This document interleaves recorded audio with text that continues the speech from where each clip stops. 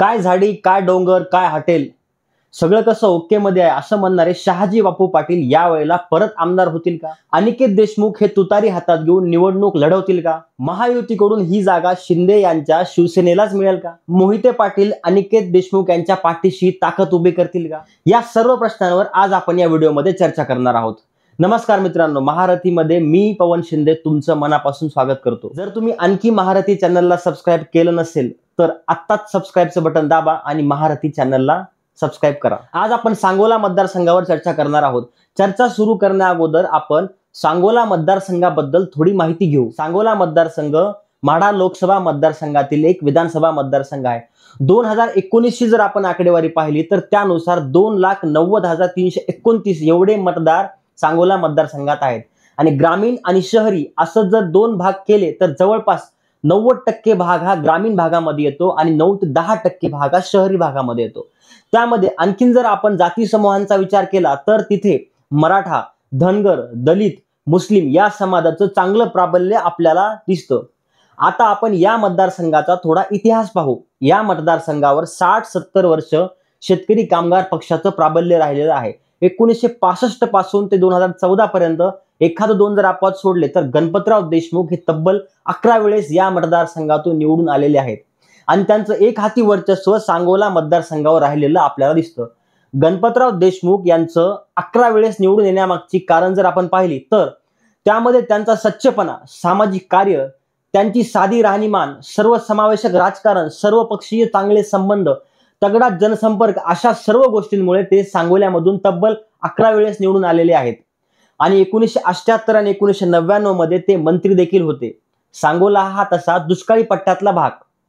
गणपतराव देशमुख यांच्याबद्दल एक किस्सा नेहमी सांगितला जातो. तो म्हणजे ते अगदी सुरुवातीच्या काळापासून ते आतापर्यंत 2019 पर्यंत ते एसटीने प्रवास करून विधान भवनात जाताना आपल्याला दिसायचे आणि त्यामधला त्यांचा साधेपणा, त्यांचा सच्चेपणा लोकांना खूप आवडायचा. आता आपण पाहू की या वेळेला सांगोल्यामधून कोण कोण उमेदवार निवडणूक लढण्यास इच्छुक आहेत. पहिलं म्हणजे विद्यमान आमदार शहाजी बापू पाटील, दुसरं म्हणजे अजित पवार यांच्या राष्ट्रवादीकडून दीपक आबा साळुंके पाटील इथे उमेदवार होण्यास इच्छुक आहेत. तिसरं म्हणजे गणपतराव देशमुख यांचे नातू अनिकेत देशमुख आणि गणपतराव देशमुख यांचेच दुसरे नातू बाबासाहेब देशमुख हे सुद्धा मतदारसंघामधून निवडणूक लढण्यास इच्छुक आहेत.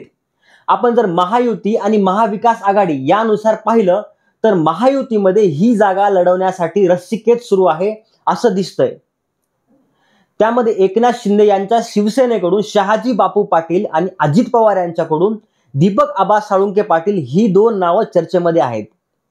महाविकास आघाडीकडून ही जागा शेकापला सोडण्यात येईल असं बोललं जात आहे. त्यामध्ये मागच्या वेळी निवडणूक लढवलेले अनिकेत देशमुख आणि त्यांचेच चुलत बंधू बाबासाहेब देशमुख ही दोन उमेदवार इच्छुक आहेत. आता आपण पाहू शहाजी बापू पाटील यांच्याबद्दल. शहाजी बापू पाटील यांनी तब्बल 7 वेळेस निवडणूक लढवलेली आहे. त्यामध्ये त्यांनी 5 वेळेस पराभव पत्करलेला आहे. 1995 मध्ये ते आमदार सुद्धा झाले होते आणि आता 2019 मध्ये परत त्यांना विजय मिळालेला आहे. अगदी दिलदारपणे ते नेहमी सांगायचे की 11 वेळेस आमदार होण्याचा विक्रम जसा गणपतराव देशमुख यांच्या नावावर आहे तसाच 5 वेळेस पडण्याचा विक्रम देखील माझ्या नावावर आहे, याची सुद्धा दखल घेतली पाहिजे. मागच्या वेळेला दीपक आबा साळुंके यांनी शहाजी बापू पाटील यांना मोठ्या प्रमाणात मदत केली होती, पण यावेळेस ते स्वतःच उमेदवारीसाठी इच्छुक असल्यामुळे त्याचा फटका शहाजी बापू पाटील यांना इथे होऊ शकतो. पण महायुतीकडून तिकीट वाटप कशा प्रकारे होईल त्यावर या सर्व गोष्टी अवलंबून आहेत.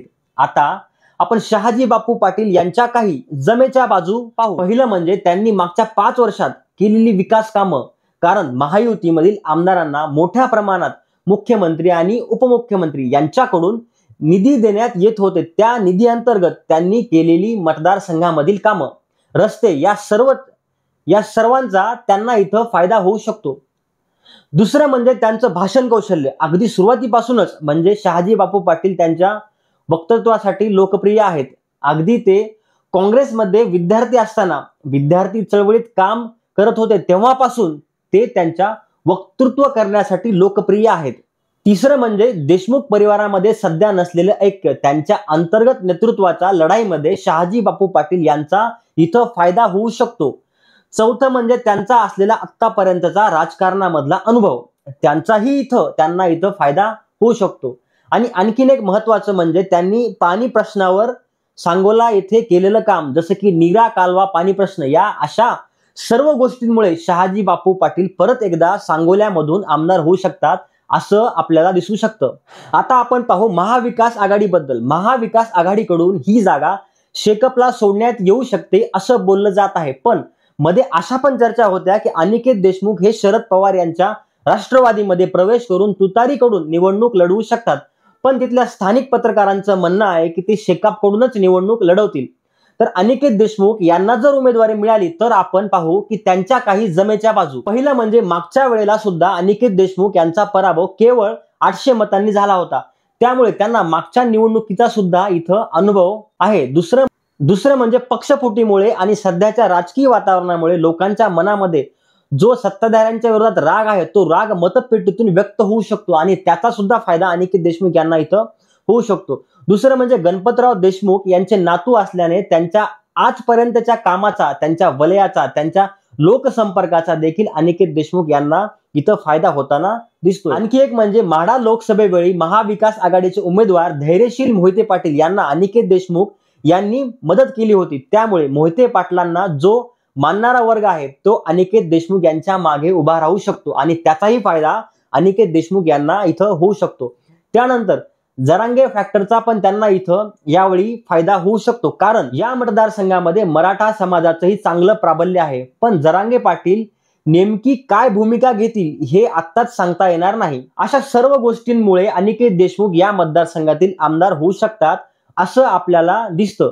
आता आपण शहाजी बापू पाटील आणि अनिकेत देशमुख यांच्या काही जमेच्या बाजू पाहिल्या, पण तरीही या निवडणुकीवर परिणाम करणारे आणखी बरेचसे घटक आपल्याला इथं पाहायला मिळतात. जसं की पडद्यामागून कोण कोणाच्या मागे ताकद उभी करतं, कोण कोणाला मदत करतं, शरद पवार आपली ताकद कशाप्रमाणे उभी करतात आणि जर तिकीट वाटपामध्ये समाधान नाही मिळालं तर बंडखोरी करून कोण उभा राहतो आणि ते कोणाचं मतदान कमी करेल, या सर्व गोष्टींचा परिणाम या सांगोल्याच्या रिझल्टमध्ये आपल्याला पाहायला मिळू शकतो. ज्याचा आमदार त्याची जागा, या सूत्रानुसार जर तिकीट शहाजी बापू पाटील यांनाच मिळालं तर अजित पवार गटाकडून इच्छुक असलेले दीपक आबा साळुंके काय भूमिका घेतात हेही तितकंच महत्वाचं आहे. आणि एकंदरीत महाराष्ट्रामधलं सध्याचं राजकीय वातावरण जर आपण पाहिलं तर लोकसभेप्रमाणे यावेळी सुद्धा महाविकास आघाडी यांच्या पारड्यात बऱ्याच गोष्टी झुकलेल्या आहेत असं दिसतंय. पण मनोज जरांगे पाटील नेमकं 2024च्या विधानसभेबाबत काय भूमिका घेतात त्यावरही बऱ्याचशा गोष्टी अवलंबून आहेत. त्यामुळे मागच्या वेळेप्रमाणे यावेळीही ही निवडणूक तशाच प्रकारे चुरशीची सुद्धा होऊ शकते. तर तुम्हाला काय वाटतं, कोण होईल सांगोल्याचा आमदार? आम्हाला कमेंटमध्ये नक्की सांगा आणि महारथी चॅनलला सबस्क्राईब करायला विसरू नका. धन्यवाद.